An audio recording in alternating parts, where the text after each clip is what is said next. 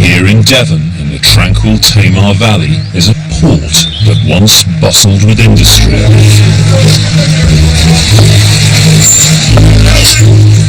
Overground, farmers supplied Britain's growing towns and cities with fresh produce.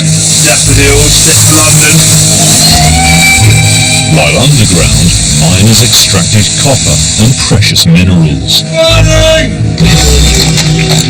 Now at Morwellum Quay, archaeologists Alex Langlands and Peter Ginn and historian Ruth Goodman are going back in time to the early 1900s to live the lives of Edwardian farmers for a full calendar year. They'll not just be farming, but getting to grips with the rural industries that once brought wealth to Devon. Oh wow! We got something! So far, the team have breathed new life into the farm, undertaking high-risk ventures and turning to the latest farming practices of the age. Look! Just down here, we have trials. We've succeeded in our new enterprise. Now it's December on the Edwardian farm. With winter set in and Christmas looming, the team face the challenge of earning a living in one of the hardest months of the year. They need to profit from their livestock. That is never a job I enjoy. Leave the farm in search of work. Look! A hot tap! Whoa! And head to the coast to reap the ocean's bounty. Oh, Peter, we're in luck again, mate. Really? We're in luck again.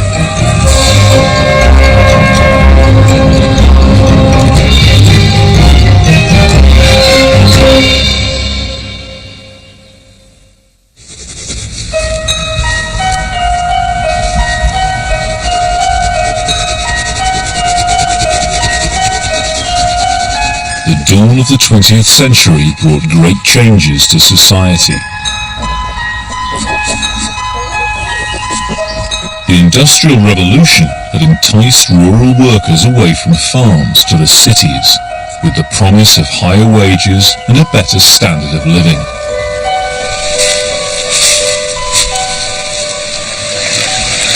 In towns and big houses, people are living a really modern life. Motor cars and piped water and WCs and all the other benefits of the Edwardian age, and yet out in the countryside quite large numbers of people were still having to deal with a very much older way of living.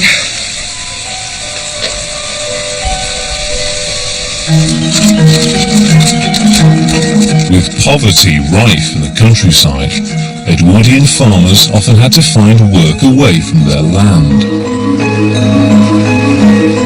In the Tamar Valley, many took advantage of the North and South Devon coasts to profit from the county's other great industry, fishing.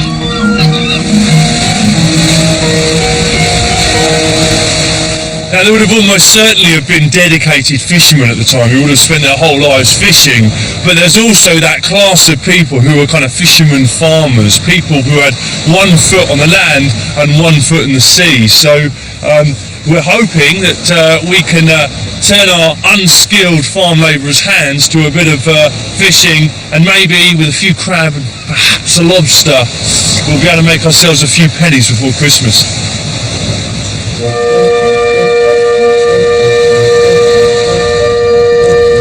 It wasn't just men who had to look for extra work. In the age that gave rise to the suffragette movement, Ruth is also hoping to earn her own wage away from home. Bit of sunshine. Excellent.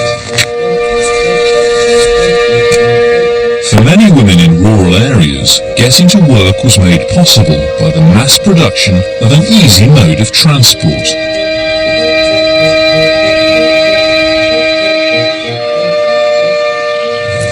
Got this bicycle. I'm really excited about it because in the Edwardian period, they were suddenly available to everybody, including really ordinary people. It means that there's a new way of getting about. You can travel much bigger distances. It gives you a real freedom, especially for women. So I'm quite excited about having a go at this Edwardian bicycle, and I've got a book to tell me how to ride it. Here we go, it's under B for bicycle. There we are. Bicycle, to ride.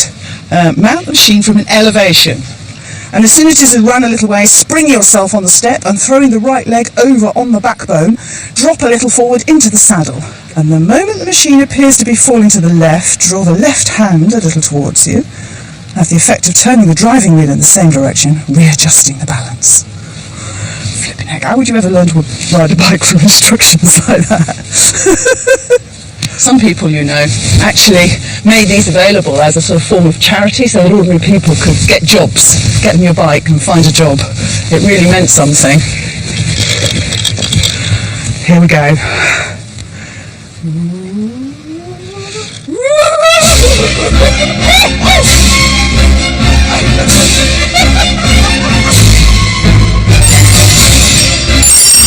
Watch out, mad lady coming through!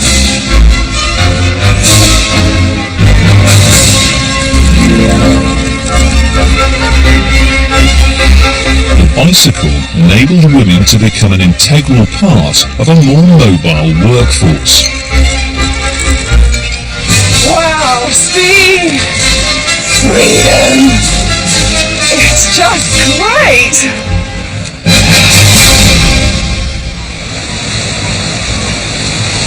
Before Alex can take to the seas to fish for crabs and lobsters, he'll need the right equipment. He's come to meet Cornish fisherman and craftsman Nigel Legg. Nigel's been making traditional lobster pots for over 40 years. He weaves them using willow, or withies as they're known in the trade. Fishermen have been making lobster pots in this way for over 150 years. Hello, Nigel. Hello. Nice to meet you. And you? So this is the lobster basket then? Well, lobster pot. A lobster pot, sorry. Yeah, we very, very keen to get out fishing, but we need some traditional lobster pots, as you say. Right. Well, you've come to the right place and right time of year, so we have a go at making one if you want. Yeah, jolly good. So where are you starting? You're actually starting almost sort of at the top of... You start at the top, you bind the mouth, Yeah. make the mouth, then everything's sticking up in the air now like a big shuttlecock. Yep. And then we pull the withies down Yeah. and tie them into the stand, and you'll get the actual shape of the pot. Ah, right. And then you start off binding, and just gradually get bigger and bigger and bigger as you go round. Let's have a look there. The master at work. Well, I don't master it, but the binding now is getting a little bit small, so I'm just going to add a couple of withies to it. Right, So okay. just cripple the ends like that. Cripple the ends. Yeah, just bending. Right. Bending. And you'll trap them under that bar there, so they're in underneath now, trapped, so they can't come out. And then just Yeah. catch a spool and Okay. like that. Give it a twist, right. It's always the way with these crafts. I get these fantastic windows into the crafts world, and I think to myself, God, I'd love to do that, but you know, crafts are like this are really, you know, a life's work. Well, it's a little bit of fun now. It's still hard work, but years ago it certainly was different now. You had to do it because if you didn't make pots, you didn't go fishing. Yeah, of course. And you had to have a man there sort of giving you a swipe with the withy, occasionally every time you got it wrong. So He's not here now, is he? you do now, no. Right.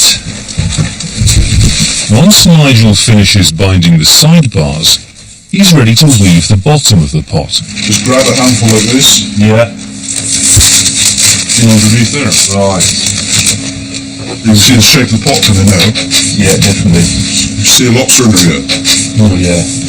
Go and put the bottom in there. Right, okay. So the whole thing's woven together in effect. Okay, well all we're doing now is going towards the middle. Yeah.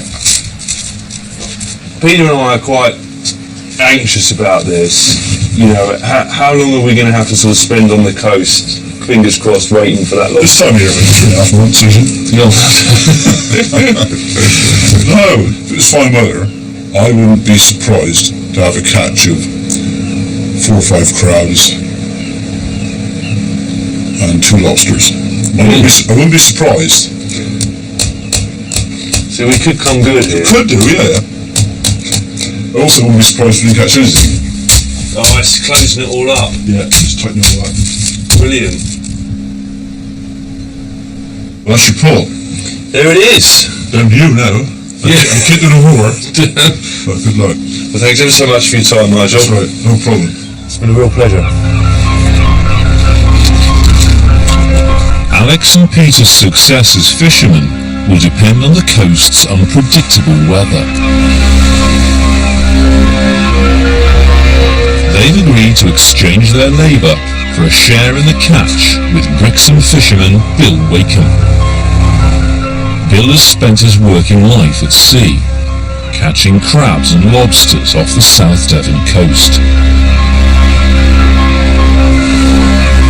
A fisherman's ability to make a living has always been dictated by tides and winds. Hello, Bill. Alright. How are you? Alright. Right. Could have been a better morning. Is there a problem with the weather? Yeah, you got old easterly swelly or onshore breeze. Right. And you won't go anywhere today with this. You know, even knowing what you're doing. So this wind would blow us into the shore. Yeah, and smash you up. And the old swell that's in the water ain't going to do you no good at all. So it's off for the day then. It's an encore. That's a real shame. Yeah, it is. Put it this way, you're better off a starving fisherman than a dead one. Yeah. Do you think this will last for long? Well, I'm hoping not. You know, it can be here for a week, 2 weeks, 3 weeks even. What we do then is vice versa. I'm going to look for a job on a farm if it goes on through. Yeah.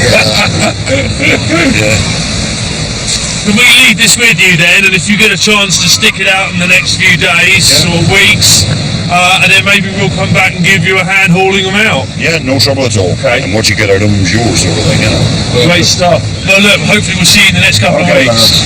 Cheers, Take Ed. care.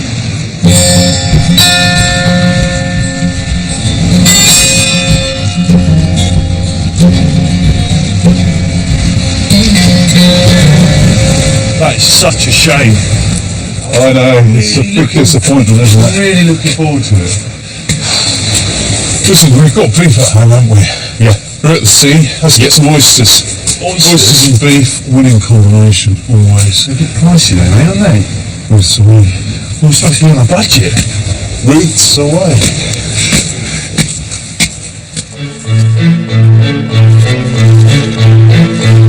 Like many Edwardian women, Ruth is after part-time work as a domestic servant.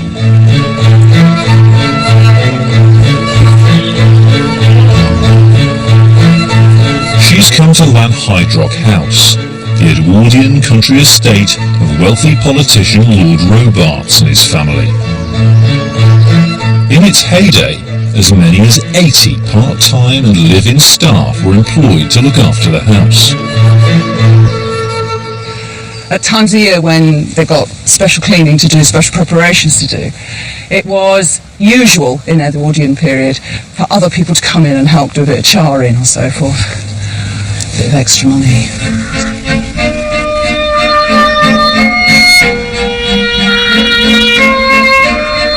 Lanhydrock House was almost destroyed by a devastating fire in 1881. It was rebuilt with a new design that reflected the high morals and the strict Anglican principles of the Robarts family.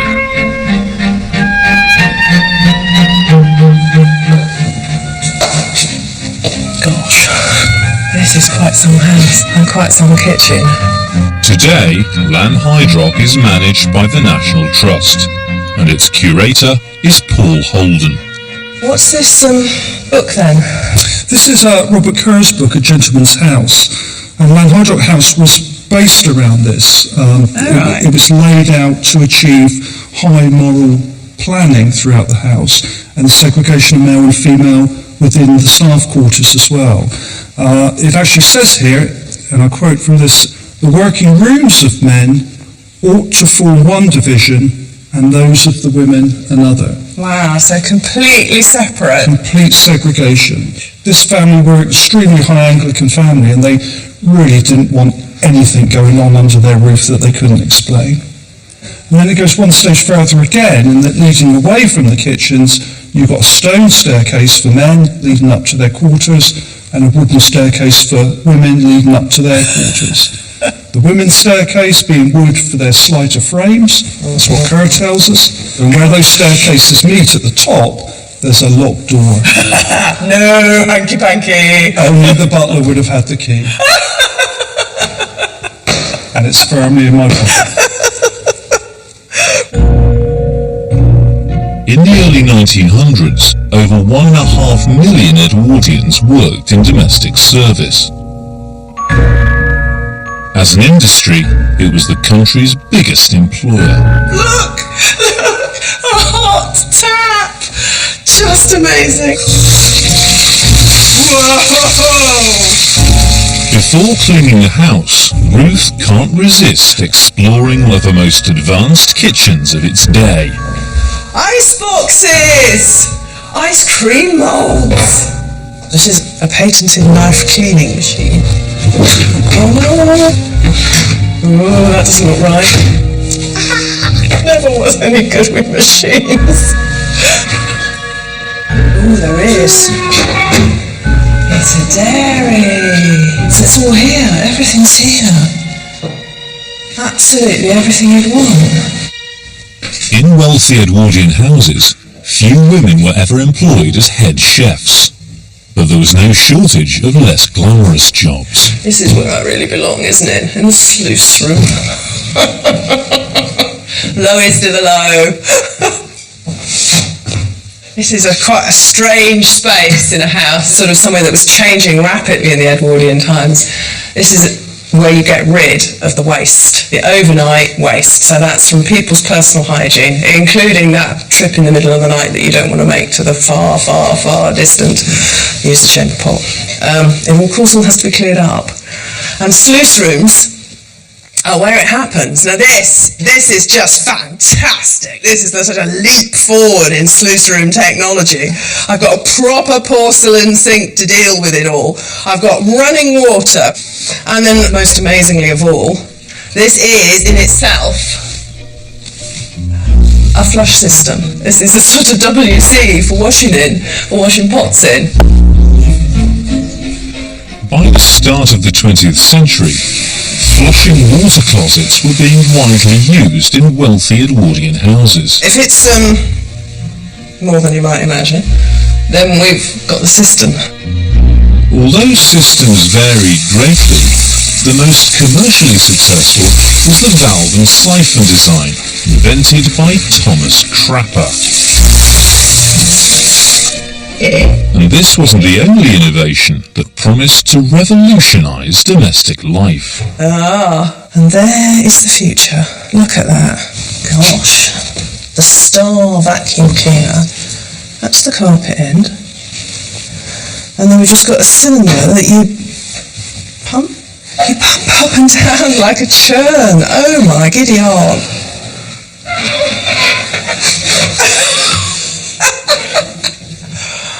I've never seen one of those before. And then a more, I think this is a two-person model. One to hold the hose, one to make it work.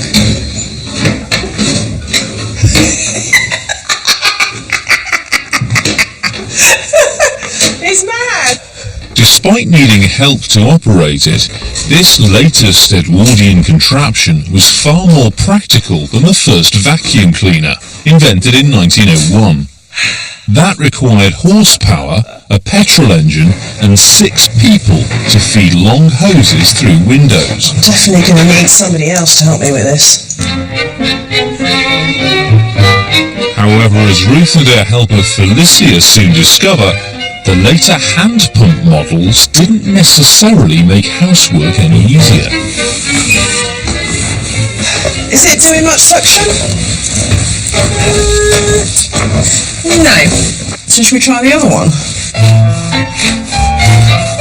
Does anything come out of this one? Oh, yes, definitely. I can hear it. That sounds more like it, isn't it? It's not the easiest thing to control, is it? It is picking things up. Yeah. Who would buy one of these? I think they're the sort of thing you buy for somebody else, you buy for your servants, you know? Really lovely idea, I think. We should have those in the homes. The maids will enjoy using some. I'm sure it'll be much more hygienic. Generations of maids muttering under their breath. Yeah, bring back the dustpan and brush. I'll go and get it.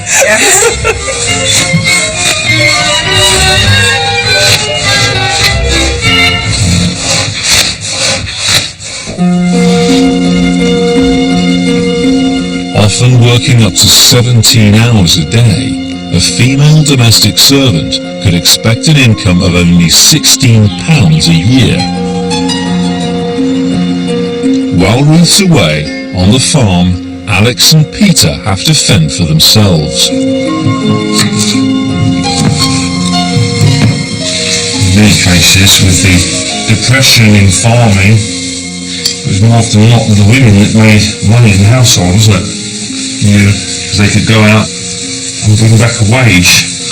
So the men were really keeping the place ticking over. What if Ruth would send back her earnings to us? Support our drinking and gambling.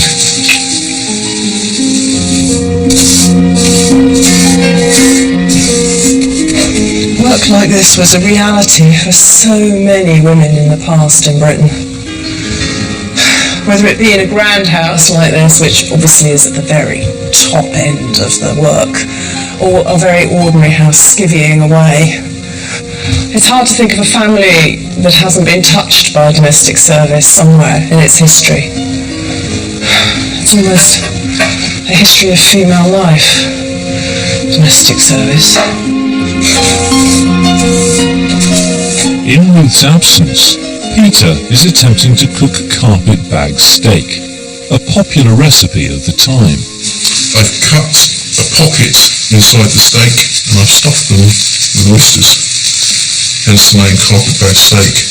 And in the 1907 recipe version of this, they suggested sewing in the oysters.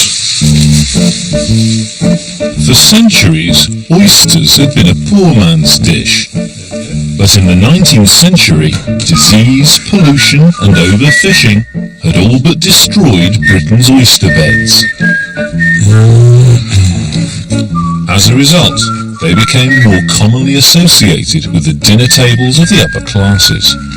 Well, I very much doubt we could afford to eat like this every night. Only when Ruth isn't here. It's a pretty blur steak.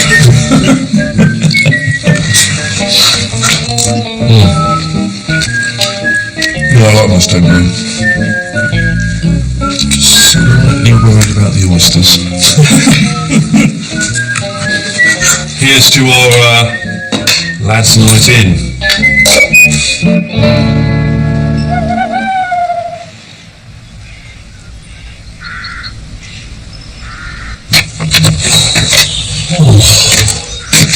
Last time I let Peter in the kitchen.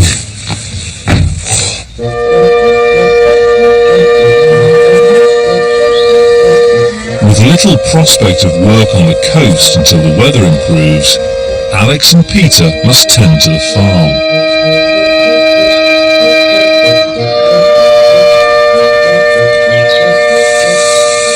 Because of the cold, we're going to bring in our calves. We're going to wean them off their mothers so that the mother's get a chance to put on a bit of stores, some fat over winter time, and hopefully we'll be able to fatten the calves up. And we've got to start turning some of our investments into rewarding capital, haven't we? Right, nice bed for them there. Yeah. Now the difficult part of extracting calves from their loving mothers. And the bull.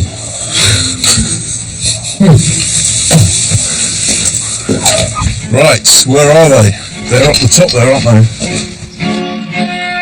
Separating last season's calves from the herd is a tough yet essential job.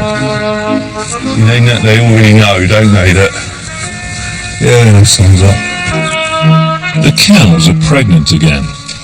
Weaning the older offspring allows the mothers to use their fat reserves over the winter to produce new healthy calves next year.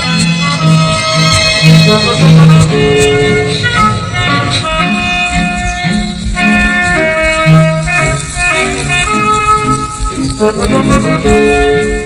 don't quite know what Peter's trying to achieve here. Should he actually catch the animal, what on earth he's going to do with it when he gets to it? What are you going to do, negotiate with it, Peter? Never going to win that battle. Never going to win it. Careful, mate, you look like you need a share.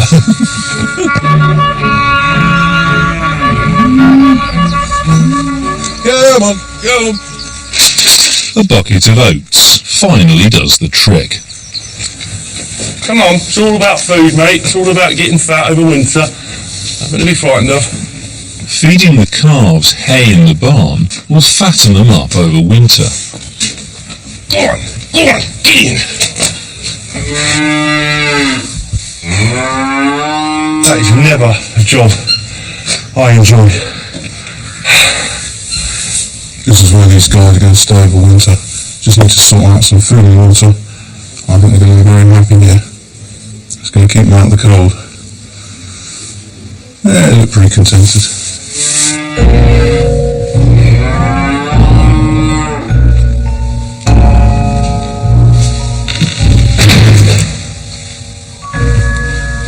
I'm not supposed to be seen or heard. I'm supposed to be a magic cleaning fairy.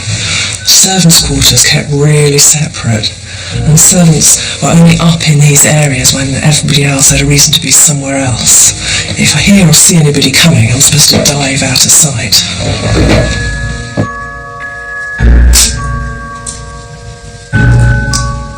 Ruth's list of chores today includes cleaning Lanhydrock's stately dining room in preparation for Christmas. It's quite fun being here in the dining room. It's like sort of being part of a great piece of theatre. For so many ordinary working people in the Edwardian period, very few of the innovations have made it down to the bottom ends of society, but here you can see them all. I mean, look. Electric light. Where else would you have seen that? Grand houses like this had electrics long before there was a national grid. Usually had some sort of generator in the basement. So the chances are, any Edwardian ordinary person coming into this house, this would be the first time they'd ever seen an electric light bulb.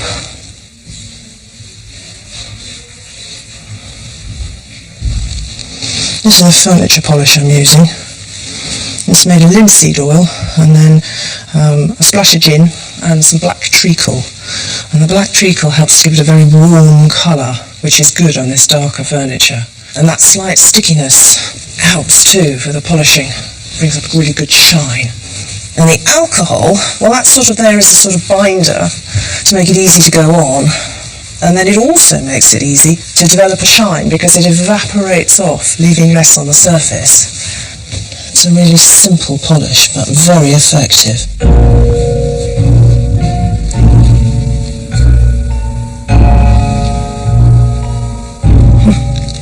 There's Christmas cards to the family.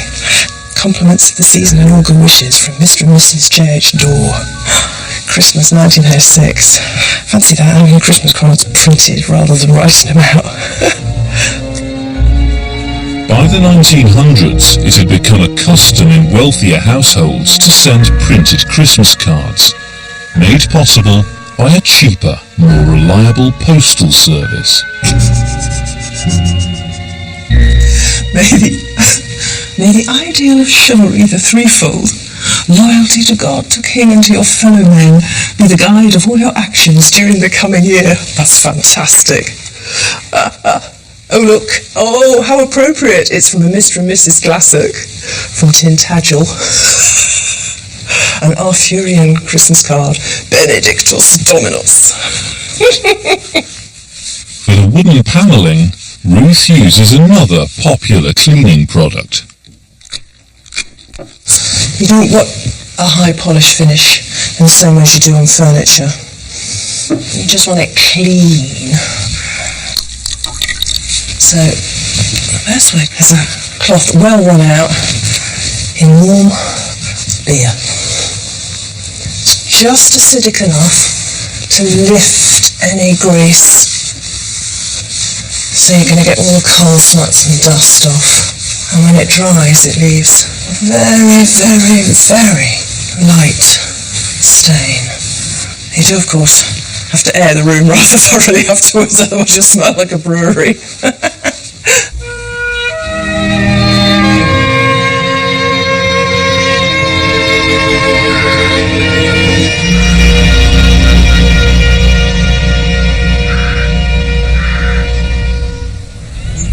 It's a tall order between him though and that one there, you reckon? Yeah. On the farm, Alex and Peter are keeping a close eye on their herd of cattle. Over the coming year, females will be used for breeding. Young bulls will be sold as beef. Look at him now. He's slightly wider. Yeah. And what we're looking is that box conformation. Draw a rectangle. Does he fill that rectangle? Yes, he does. He's ready to slaughter.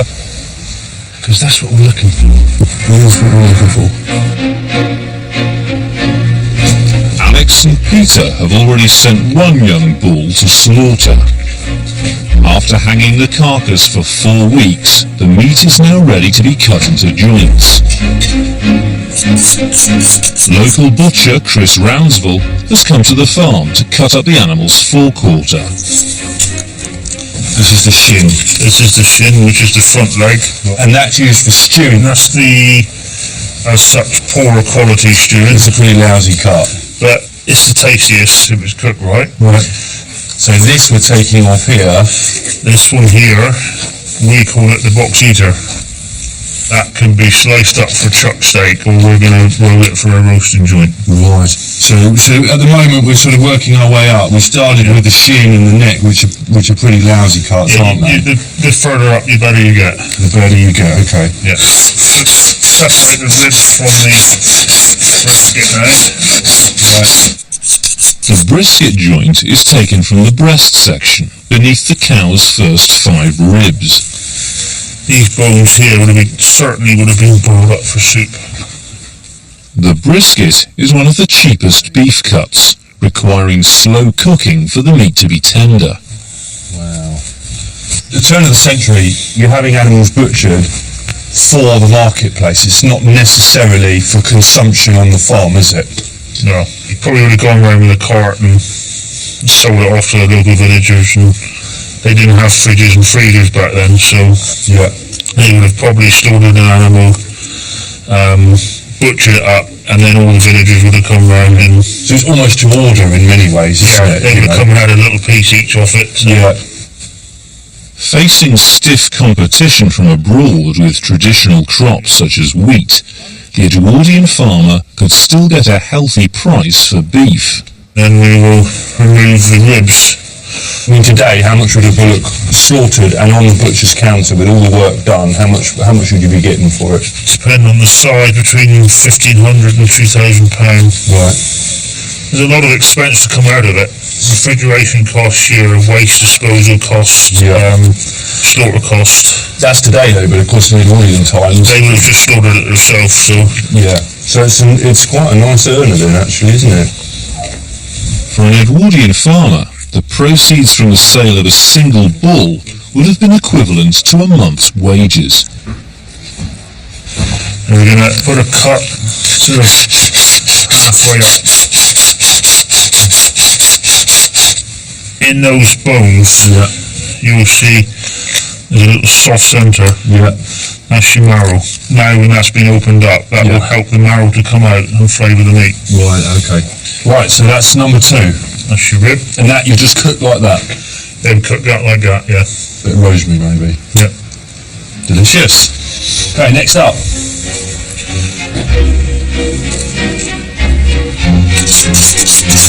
As well as making money from its meat, after slaughter, The bull skin, or hide as it's known, would be sold to a nearby tannery to be turned into leather.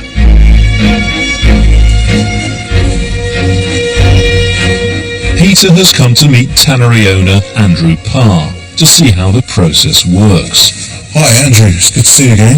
Hi Peter. How you doing? Alright. Is this our ruby red hide? This is your ruby red hide. So what have you done to it since I gave it to you? We put it in the lime yard for a fortnight. Right. And that has just loosened the hair by the roots, and we're just starting to dehair it now. Right, you're ready to have a go. Oh, great. So just work it away from you, just angle the blade back, don't have it forward, and and squeeze it against the beam. Pin the hide there. That's it. And then just... You got it? That's fine. Fantastic. So this is a family business for you? Yes, it's been in the family since 1864, and there's always been a tannery here as far as we know. Just because in the old days, every village had its own tannery. All the hides and skins were dealt with locally. They were just taken straight round to the tan yard. But sadly, most of the tanneries are gone. And the traditional ones like us, so there's only about 2 or 3 of us left. Right. It's a bit like showing my face. You always get this little... Yeah, it's a wee bit. Yes, sorry. There's a wee bit down there. Although this job is extremely satisfying.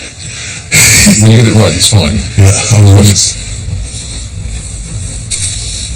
Once all the hair has been removed, the hide is ready to be tanned, a method to prevent it from rotting.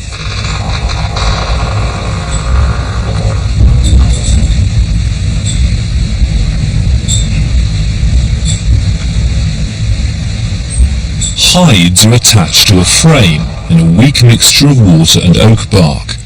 It's then agitated constantly by a giant water-powered stirring machine. We're taking a raw hide, which is sort of putrefiable, can go off, and we're converting it into leather. And you can't reverse the process. Whereas if you've cured the hide with salt or dried it in the sun, that's reversible. This isn't, so it's a sort of magic. It's what we call alchemy. It goes in there for 12 months, comes out as something else.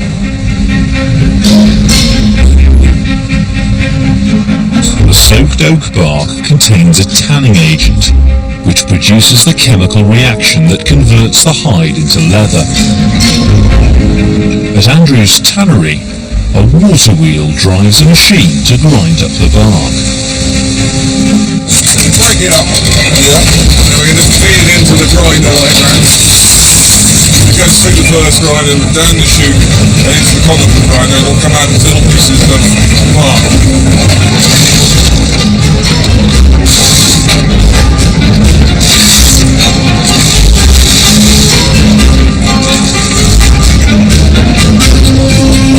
After soaking for 3 months in a weak oak bark mixture, the hides are then placed into a stronger solution. And how many hides go into one of these pits? You can put 80 into a pit. So it must be quite deep. They're a good 6 foot 6, these. But you won't be alright falling into this one because there's quite a lot of leather in here already, so you won't get to the bottom. And then we're going to dust it in, as we call it. So we're going to take a couple of handfuls of bark each and just spray it around. And what does the bark do? Right, the tan in the bark is going to soak out of that bark and gradually feed into the tan liquor, so it keeps the strength of the tan liquor up. Right. But actually, the tan liquor is getting weaker because the hides are absorbing it. Right. So this is a sort of reserve in the pit. And they'll be there in this pit for 9 months. They've already done 3 months up to now. So the whole process is 12 months. Once the hides have been converted into leather, they're ready for the final stages in their journey from animal skin to a saleable product. And we then put some fish oil on it. As the leather starts to dry out, you will go into the brain and just feed it so that it's nice and flexible and it won't crack. During the Edwardian age, new markets opened up for leather manufacturing. And then we'll hang it up to start its drying process. The growth of mechanisation had led to a new demand for leather. primarily for use as belts to drive the latest machines of industry. The leather is beam dressed, or beam stained, and it's coming here to be dubbined. So you're going to go? Yeah, I'll give it a go. Luxury leather goods were also in great demand from a growing number of affluent, fashion-conscious Edwardians. I've got leather upholstered furniture in here, and that's to be checked over. And then I'm to glaze the whole thing and give it a really good rub to bring up the shine. And for that, I'm using egg white and sugar whipped up a bit like a meringue. Look at the colour that comes. Look at the shine. With more products and goods on the market than ever before, for the well-off Edwardian, it was a golden age of consumerism. Oh, that's Evian. Gosh. They're bottling water and bringing it in from France. Gosh.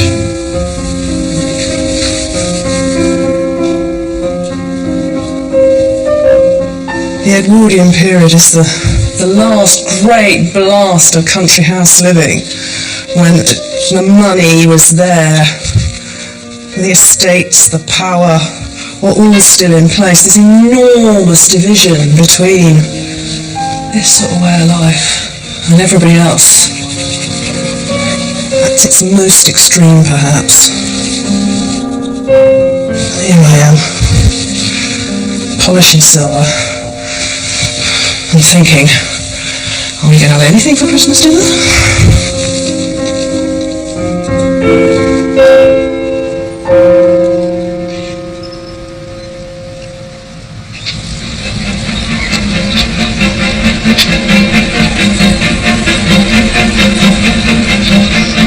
On the South Devon coast, a change in the wind direction and calm seas means that Alex and Peter can finally join Bill Wakeham and his crew to fish for lobster and crab. Hello there, Bill. Hi, Bill. Hey, fellas, all right? Yeah, how are you? All right? Yeah, a lot better today. It looks fairly flat. Yeah, this is perfect for what you want to try. You reckon we'll get anything? It's not the ideal time of the year for it, but I reckon you'll get 2 or 3. You know, I don't think you'll get any lobsters now, because they'll be a little bit off ashore, same as your crabs. When's the last time you did any refurb on your little dinghy here? You don't. Should we get in? Peter, do you want to jump on first? Yeah. Ooh, find the sea legs, Peter.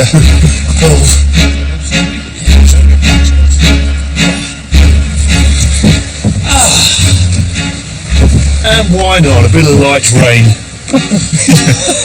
Just what the doctor ordered. 3 days ago, Bill left 6 weighted and baited pots on the seabed. So are they our first cork floats over there? Yeah. They're attached to rope and corks, so that they can be retrieved. He's just coming on for it, isn't he? Okay. Should we just pull this up, yeah? Yep. Blimey. It's a lot longer than I thought it was going to be. Right, here's pot number 1. You got it? Yep. Let me turn it. Well, we got Stones. a couple of stones and a couple of bricks in here. No, you got another pot on the end of that as well, by the way. Yeah. All right, another They're pot. in pairs. Right, how's that one? Big coming. Oh, whoa, we got something. Ooh. Look. Hello. Hello, my little pretty. One. How do we get him out then? Just reach in and... Grab him by the back. Okay. Do you want to do this one or shall I? Go on then, here you go, Peter. Quite happy to let you do the dangerous bit. Come here. Diddy, Peter. Come here. He's putting up a fight, this one. He is. Looks like he's got the better of you there, Peter. He's hanging on for dear life. That's him. There he is. Oh, you got one anyway. There he is. Brown crab. That's what they're called, is it? Yeah, brown edible crab. It's She crab. It's a she crab because they've got a large purse in there. That's it. The male has got a very long, thin one. I've got a bigger claws. Much bigger claws. Right. Well, you got a sandwich anyway, with nothing else. Right, now you fellas line me out for the next one. Your starboard? Port. Port. Starboard? Starboard. Which is starboard is... Starboard on my left-hand side. But you always go by the port. The left-hand side of the port, if you think of the old Rhine, there's only a little port left. There's only a little port. Yeah. We need to go hard port. hard at port. There she is. An Edwardian fishing crew's pay would depend on the size of the catch. The owner of the boat would have the lion's share, often pocketing as much as 70% of the takings. We're in luck again, mate. Really? We're in luck again. You got two. Here we are. Hello, yeah. I mean, on average, how many crabs do you get per pot? Take these You get a real out. good one, you know, when it's crab season, anything up to a dozen. Right. Yeah. This is another 112 in here, Bill. It'll take me the best part of the day to get him out. There we are. Before the empty pots are returned to the sea, they'll need bait. Pots on. Pots on. Right. You want to put your crabs up as well? Yeah. One of the crabs has died and no longer has any sale value, but it will make an ideal bait. This should be putting it onto the skewer. You call them skewers here? Yeah, we call them skewers in Cornwall, apparently they're called preens. well, everything's different in Cornwall. Excellent. Placed in such a location that where you've basically whatever wants to come and eat it has got to get It's in. got to get in to go up to it. You're right. You got that, Peter? If he's never done it before, Don't go through your hand, Peter. Careful, they're very sharp. They are. You've got that stuff. In Oh, there. yeah. There we go. that's it. That's it. That's it. And then in the funnel. Right. Okay. One baited pot. One baited pot. In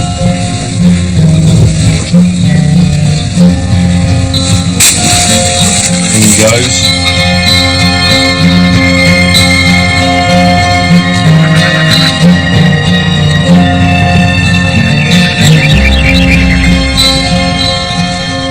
After returning from Lanhydrock, on the farm, Ruth is busy preparing for her own Christmas. Just as the majority of Edwardian rural families, Christmas is something more that you make a nod towards, really. The big elaborate displays, they're your urban middle classes.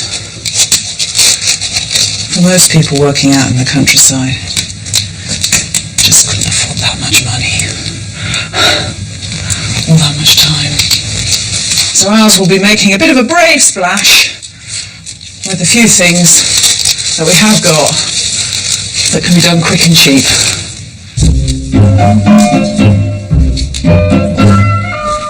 Ruth has another reason for wanting the cottage to look festive. Thank you very much indeed.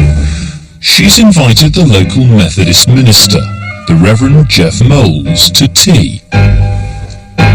So the Methodist Church must have been quite central to society, mustn't it? It would have been. It would have been the centre of their social life as well as their spiritual life. I mean, the established religion was seen as upper class, It was very, very, yes, it was upper class bit and it was elitist. a bit remote. whereas Methodism was one of those types Yeah. of Christianity that was really appealing and aiming itself at the working people. Yeah, it very much appealed to the working class. And of course the preachers, particularly the local preachers, the lay preachers, would have been drawn from the local working Right. people. So they would have understood how they lived. They would have known the concerns because they shared them. Here at Morwellham Quay, the now abandoned Methodist chapel was once the thriving centre of social life for farmers, fishermen and miners. Speaking up for working men and women, Methodist preachers became an important voice in Edwardian politics, both in the growing union movement and the birth of the modern Labour Party. It was the era of what we call hellfire and damnation. Yeah, because it was pointing out. I mean, they spoke against the social evils of the day. I mean, drink was one, Yeah. and there were lots of problems. So the social cause was taken up by the people in the chapel. So that chapel was really much more important to the ordinary lives of people living here in Edwardian Britain than just a church. Oh yeah, yeah. Do you think we could do a service for Christmas? I'd love to see that, actually. To get some sort of feeling of how it was, to try and bring back the atmosphere. It would be, that would be great. Good. I hope you'd say that.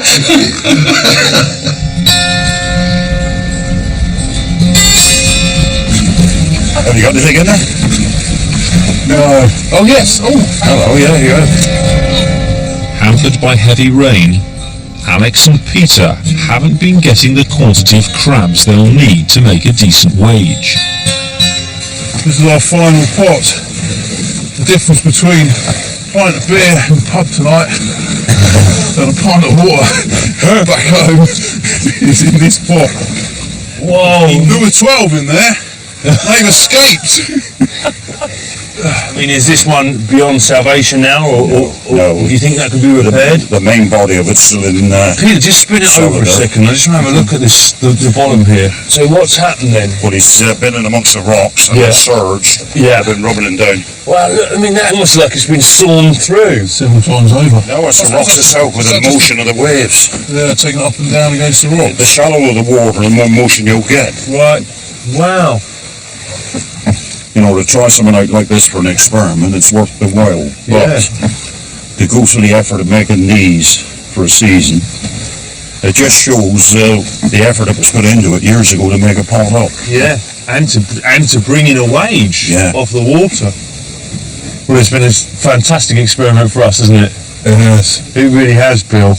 And the weather couldn't have been any better. And this is ideal. It's been nice and flat. Yeah. Did have a bit of sunshine. There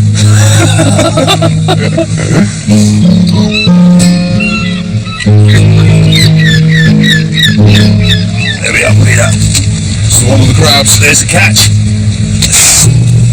Your pots are quite successful. Yeah, please. I think maybe we should treat Bill to a beer or two and hear a few of his old sea dog tales.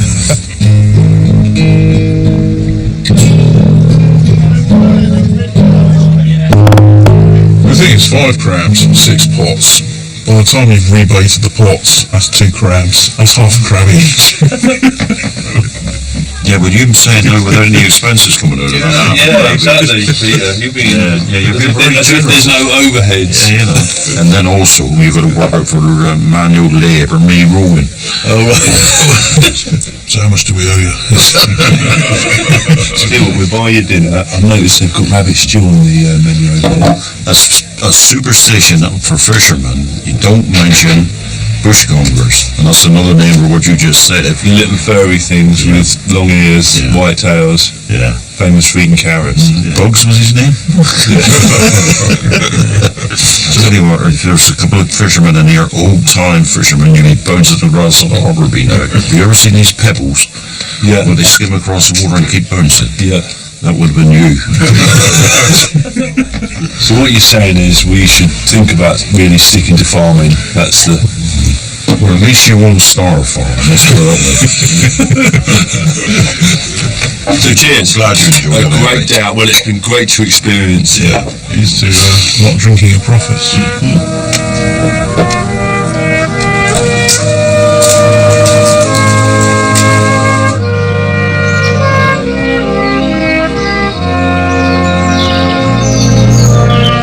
On the Edwardian farm, with little income from Alex and Peter's fishing expedition, Ruth is busy preparing a poor man's Christmas lunch.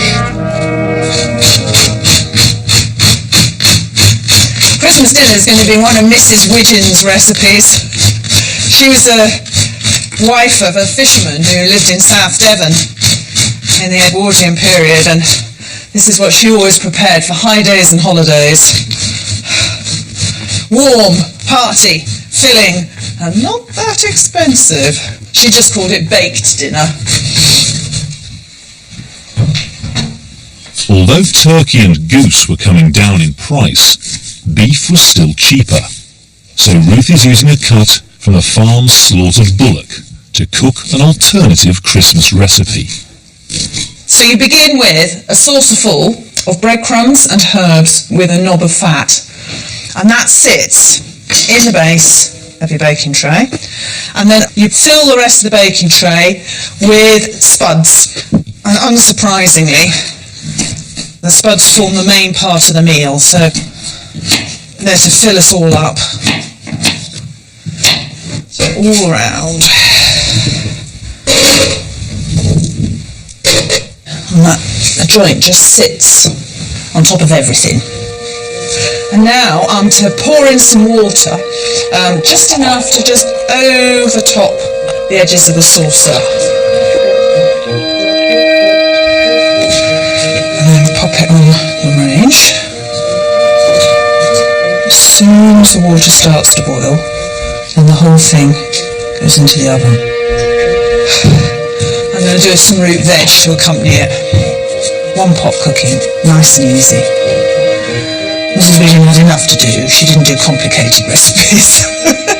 Simple cookery, keep everybody going.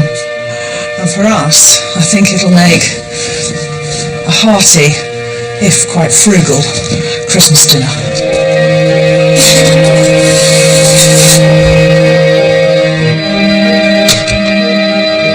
While the beef slow cooks in the oven, the team head off to their local Methodist chapel for a traditional Edwardian Christmas service.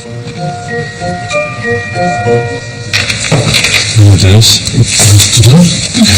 Pleased to meet you. Welcome to Edwardian Methodist Church.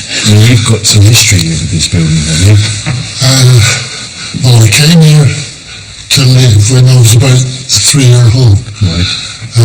Went to school here, went to church here. And did you have a particular seat here? We had third seat back, we had our own family seat with our names on the Right. Mr. and Mrs. Jeffrey, 2 children, 3 children, Right. And we really had to behave ourselves. There was no talking when we walked into the church. That was it. Welcome everyone. Welcome to our special Christmas service. A wonderful time of the year. It's wonderful to see you all here joining us in this chapel. In Edwardian times, the preaching would have been a little different. It would have been stern, evangelical warnings. So I'd like to read to you from the Gospel of St. Luke, chapter 2, verse 7. And she brought forth her firstborn son, and wrapped him in swaddling clothes, and laid him in a manger, because there was no room for them in the inn. And today, brothers and sisters, there is no room for Jesus in the inn. The inn is full of sinful passions, evil desires, of wanton wickedness. And all of it fueled by that devil's brew. Alcoholic beverage. It dulls the mind. It dissipates the heart. It destroys the conscience. Where will you be this Christmas night? Will you be in the inn where there's no room for Jesus? Or will you be on your knees, begging forgiveness? Brothers and sisters, on this night, where will you be? Amen. Amen. Hallelujah. Brothers and sisters, let us stand to sing that wonderful hymn, In the Bleak Midwinter. In the bleak midwinter, frosty winds made moan, earth's good fathers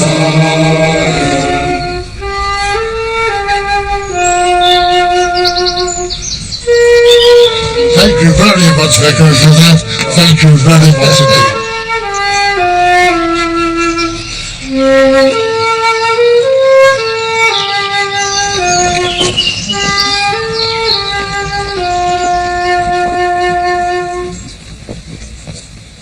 God, it smells of cinnamon buffet. It's just what you like, Peter, nice and pink in the middle. Next time we earn a bit of money, we buy a serving spoon. Buy some serving spoons. Some of our enterprises have got to start paying off soon. Do you want to crack open that Soji? Yes, you think so? Should say grace. Oh. For what we're about to drink. Good Lord, it was truly gracious. Or comes with slows. Nice syrupy texture there. Oh, listen to that little lug. Thank you very much. That was fantastic. I was going to say we had a very austere supper, didn't we? In your absence, Bruce. Really? No, So that's why the money's down in the cash till. Okay.